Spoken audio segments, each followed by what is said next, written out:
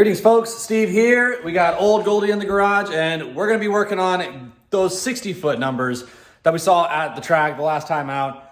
One of the things I need this car to do in order to get a better 60-foot and have less traction difficulty is change to the springs in the rear. So this thing had 392-pound springs in the rear, which is way excessive for this car. It just happened to be what was on the super cheap eBay coilovers that we put on it a couple years back.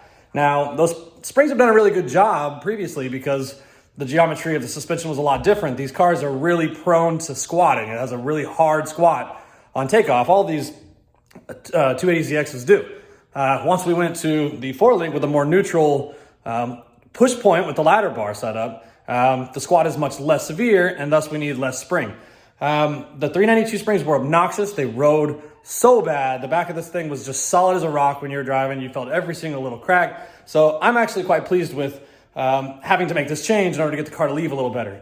The stock spring rate on the 280ZX 2+2, as far as I can find online, is about 130 to 140 pounds. So we had a 392 on there. So you can imagine how much different that is. There's really not very much weight in the back of this car. So I sourced some springs. Basically just had to measure the total range of adjustment that I have on the shock body of my coilover and found that I really got like a 6-inch window where I could go with a longer or shorter spring. Then the difficulty was finding one that's the proper inner diameter and the proper weight that we want. The way I figured out what weight to use on this thing is a formula that I found online. If you have a spring already on your car and you know what weight that spring is, you can, there's a formula you can plug those numbers into and calculate what the best spring for that vehicle would be based on the idea that generally you want about like 2.5 inches of settle whenever you set the car down. Like it should compress the spring around 2.5 inches. That number is not written in stone. It's different for all applications, but from what I'm recalling in my mind, generally you want to be about 2.5 inches squatted down because most struts are only going to have 4 to 6 inches of full movement, full travel. And so you want to kind of land in the middle of that, but for different applications, you might want to err a little bit on the high side of that or the low side, depending on whether you're expecting the car to jounce down or up or whatever you're doing with it. So after doing a whole bunch of surfing on the internet, I found some springs that I like. What we have here is, these are from a company called Magnitude Suspension. These are pretty cheap. You know, it's not any kind of name brand high-end shit. They are not lowering springs or anything like that. What it is a 12-inch spring with 175-pound spring rate on it. It has a 12-inch of free height, so we're expecting it to compress down to about 9.5 or so when loaded down. So when you're using that formula, what you use is the free height of the spring, the loaded height, which is the height of the spring whenever the car's sitting on it, plus your spring rate, and with that, you come up with a number. So when I had plugged all my numbers into that, the formula kicked out a 132-pound spring. So mind you, this formula is going to be more geared towards like a stock car, like a car that just drives on the street. So I'm not really stuck on that number. I mean, I'm not really going for comfort or any type of like handling per se. I just want to make sure the car squats down, but I also had my concerns about a spring that's too soft because we don't have a whole lot of clearance back here between the solid axle and the body of the car. And I really don't want to do a whole lot more chopping. If we find that the car is squatting too much because I went with too soft of a spring, then we could always preload the spring because on a coilover, you have the ability to actually squeeze the spring a little bit before even setting the car down on the ground. So that's called preload. So you can actually use preload to increase ride height and effectively kind of lower the distance that the car is going to squat whenever it sets off. So we got our new springs over here. We're going to pull the coilovers off of the Z, break them down and get the new springs on. And then we'll get them back on and we'll adjust our ride height to where we like it and see how we did. I expect this car to be much softer. Right now, you cannot jounce this axle.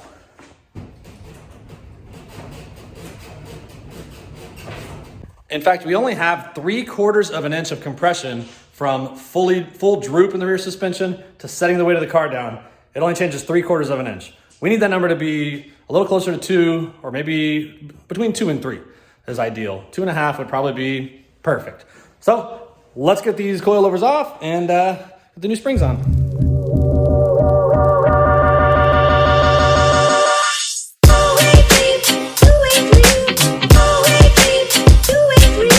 Let me see, hey, but you let me see, hey, you won't let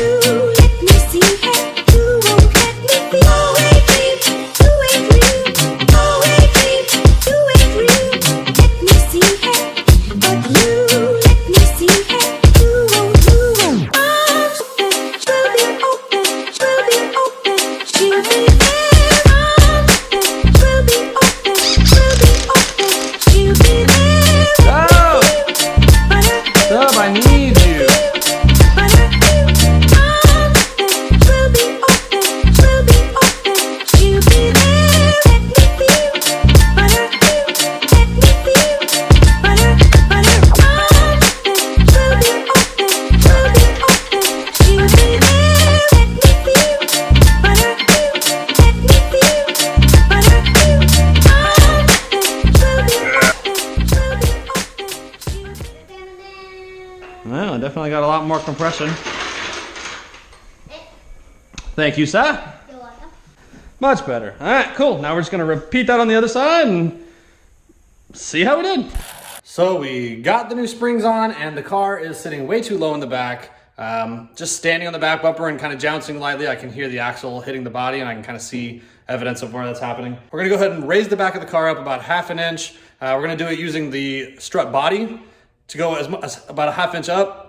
That should leave me about a full inch of threaded body in the clevis itself. So I'm not really comfortable going much more than that in that way. We're gonna give it a 1/2 inch that way, and if I need to go more, then we'll just have to do it with preload on the spring itself.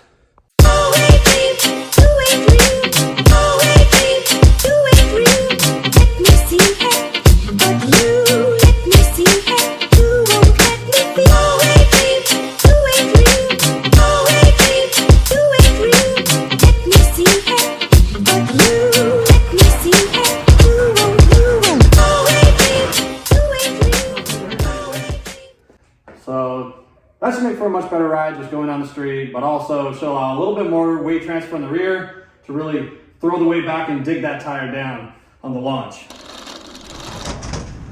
The other thing on the list for the Z is replacing that second gear band that always starts slipping after a little while on these transmissions. Typically I would do a full overhaul and just refresh everything, but every time I pull these things apart, everything's in really good shape and I end up just only finding problem in the band. So this time I'm gonna go straight for just replacing the band, getting some new seals to seal it back up, and trying our luck there. Another thing I'm gonna do this time that's a little different than what I've done before is I'm going to sand the drum for the front clutch assembly that the band clamps against in hopes of just getting a little bit better friction between the two.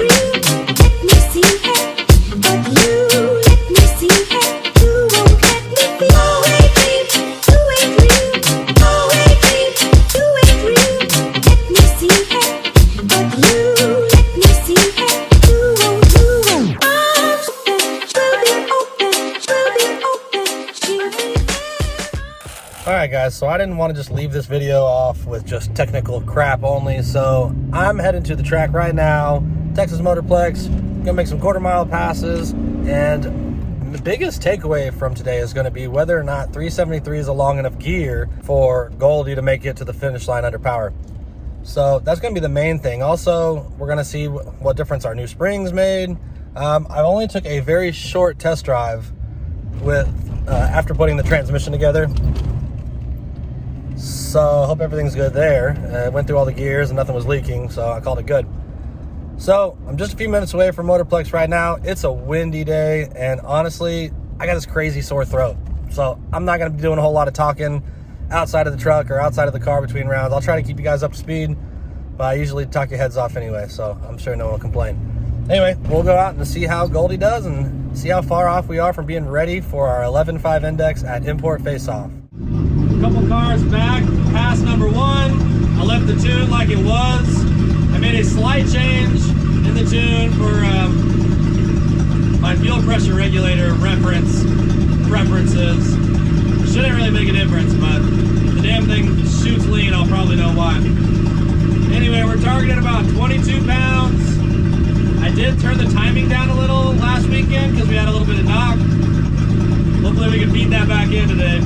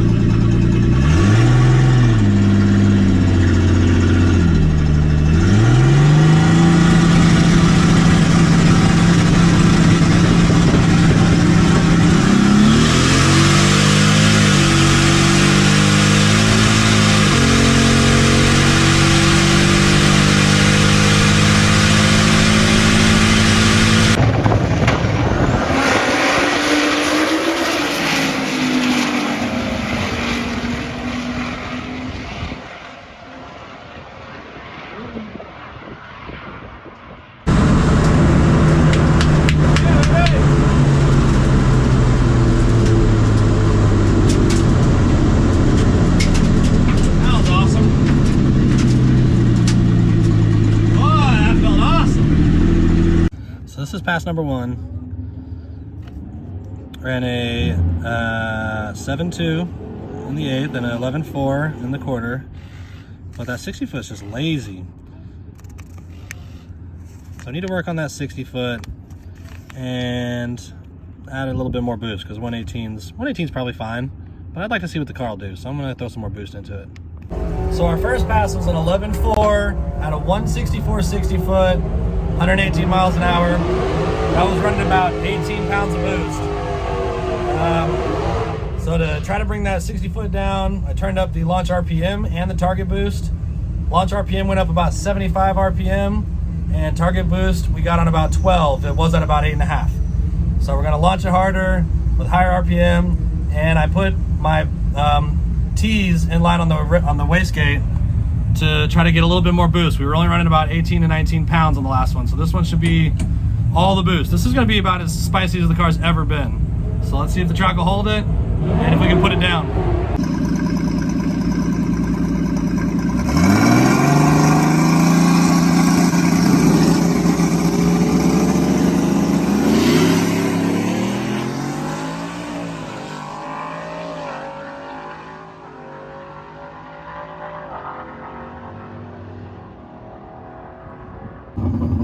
Alright, so I failed to turn on my camera to record that run from in the car. But basically, I went to shift second and it went straight to red line, and it couldn't find second, so I went in and shifted to third, and it found third, and I finished the pass out. But if you look at our 60 foot, a 153 60 foot, that's what we need to be getting at. That's a good 60 foot. But now we got to figure out what's wrong with the trans. I just had it apart last night. I'm going to be taking it apart again to see what broke. All right, y'all, so I got back from the track last night and got the car up on jacks today and pulled the trans back out of it again. And kind of what I suspected was we had a failure of the second gear band that I just put in the car. Just judging by the symptoms, everything else seemed fine. It just lost second. Second gear and first gear. Second gear and first gear are the same. Second is the same as one of the other gears, either first or third, I can't remember, as far as like what applies, except with the exception of second gear has the band come on. So the fact that I had first still and I had third still, but I didn't have second, told me pretty clearly this was going to be a band problem. And let me show you guys what I found when I got this thing up on the bench. So here's my band. And it's in 2 pieces now. So this would have been like that, but it's sheared off right there, right where the, see how it's like where all the rivets or spot welds or whatever those are went through. So we did shear the band. I've never done that before. This band I got from a new place. I found a place that could supply just the band instead of a full rebuild kit. Because every time I get into one of these Jatcos, honestly, the front clutch pack and the rear clutch pack are always good. They always have a ton of life left on them. I end up spending $150 for a rebuild kit just to basically go in and replace this guy over and over again, because it just gets glazed over and it starts having a hard time grabbing the drum. I did actually sand the drum a little bit on this one, and that might have just made it grab just that much harder. But I suspect this is just some cheap garbage, and probably gonna have to go ahead and get that same AutoZone kit that I've been using in the past, because the car's not making any more power than it ever did. Like, the car's maxed out as far as power goes with this turbo and with the fuel system. So I've had bands that could survive this torture, this torment in the past. This just ain't one of them. So got it apart again. I'm just gonna have to throw another band at it and just hope for better results. And hopefully we don't have another issue. That pass that we broke the car on, it was on a lick, man. That was a low 1.560 foot. The car was making 22 pounds of boost. And if it grabs second gear clean and the transmission holds all the way through and everything stays good, then that very well could have been our best quarter mile pass ever. But we'll never know, because parts failures. I'm just so done with these transmissions, man. The only way this trans can be good is if somehow there's some way you can make this band setup better, get a more sturdy band, something thicker, wider, that grabs harder. I don't know. I don't modify transmissions, so I don't know how guys do that, but I just think this is the Achilles heel. This second gear band is the Achilles heel of the 3N71B. Everything else seems to hold power just fine. But anyway, here we are. I got to get this thing going again. Hopefully we can get it back together and it'll hold up for the rest of the season, because I don't feel like fighting this transmission any longer. But that's going to be a wrap for this week. As usual, thanks for following along. Like and subscribe, and we'll see you next week.